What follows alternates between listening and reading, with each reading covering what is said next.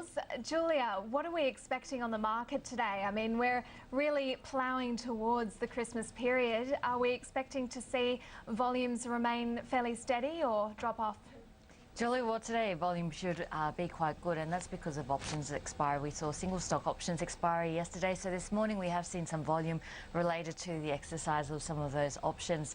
If we have a look at the market today, it should end a pretty good week. We're up 1.1% so far, and that marks the 5th consecutive week of gains for the Aussie share market. Today, though, might be a little bit difficult. On one front, we have a number of stocks trading ex-dividend. In fact, if we have a look at the top 200, 17 stocks are trading ex-dividend today, and 12 of those are in the property space. So we are expecting to see property coming under pressure because of the number of ex-dividend stocks in that sector today. Another thing we're watching after the close is the S&P rebalancing, and that means we're going to see some changes to the benchmark indices here in Australia. If we have a look at the ASX 200, we're going to see stocks like IINet, Maverick Drilling, as well as McMillan Shakespeare being added to the benchmark 200 index. And we'll see deleted Intrepid Mines, which has had a very difficult 2012, pretty much losing its mine in Indonesia. Link Energy, as well as Macmahon, being deleted from the benchmark index. But altogether, some good leads from the US. We saw Q3 GDP being revised up to 3.1%. We saw the Philly Fed business survey actually surprising on the upside, a positive reading of 8.1 compared to the previous month where we did see a negative 10.7 reading. So a massive turnaround in that survey.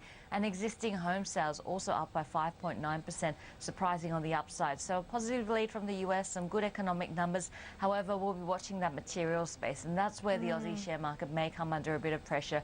We did see gold prices down by 1.2%, silver prices were down by 3.6%, copper prices coming under pressure as well. So watching those big miners today, but all up, it does look like it's going to be the 5th consecutive week of gains for the Aussie market.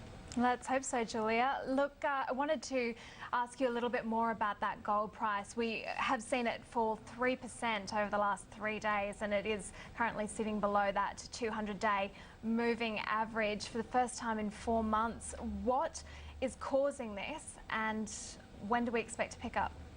I think a key reason why we have seen weakness in gold prices is the fact that we are seeing better numbers coming out of the US. So we're seeing bullish economic numbers, and really this enforces the case for growth in the US. What we've seen from the US over the last few years is quantitative easing. But as we see growth in the US economy, that quantitative easing of course pulls back, and what we expect to see is higher interest rates in the US, and that really starts to kill the gold trade. We've already started to see the move away from bonds into stocks, and that rotation away from fixed interest into stocks in the US. If we have a look at what's driving that, it is the expectations that we are going to continue to see yields rising, and that's because of the better state of the US economy.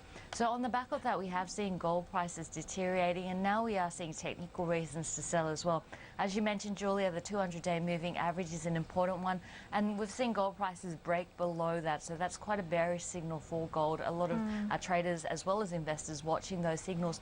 But if we have a look at what it's been that supported gold throughout the last few years, it has been quantitative easing. Through QE1, we saw gold prices up a massive 73%.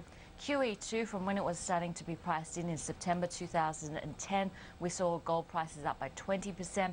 We have a look at QE3, that was announced this year on the 13th of September, but since then we've actually seen gold prices down by 7%. And of course QE4, which was announced this month on the 13th of December, we've actually seen a fall of around about 3%.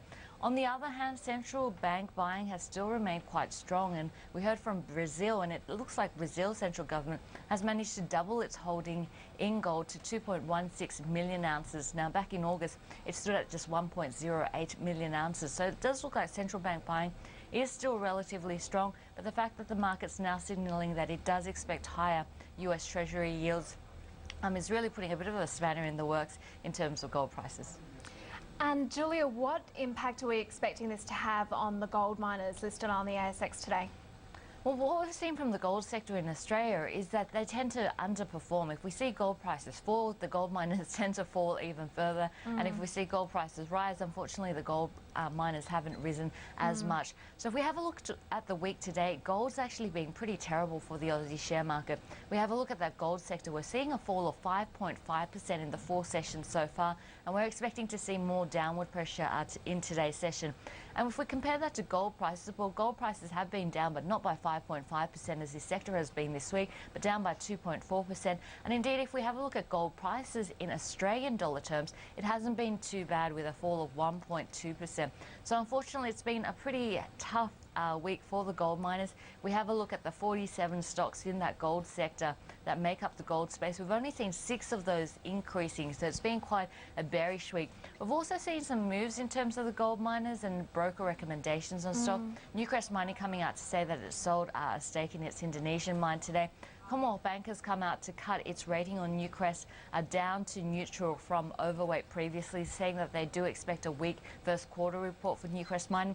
We've also seen JP Morgan coming out retaining its overweight recommendation on Oceana Gold, saying that the recent capital raising probably signals that it is looking at acquisitions, and one of the companies it of course has had links to is Red 5, and Red 5's done extremely well in the last month, really bucking that weakness in the gold miners, and Red 5 stocks up by 22.5% in the last month. So we are expecting a little bit of movement. We've seen a bit of movement in terms of broker recommendations, but all up it looks like it's going to be a pretty difficult day once again for those gold miners.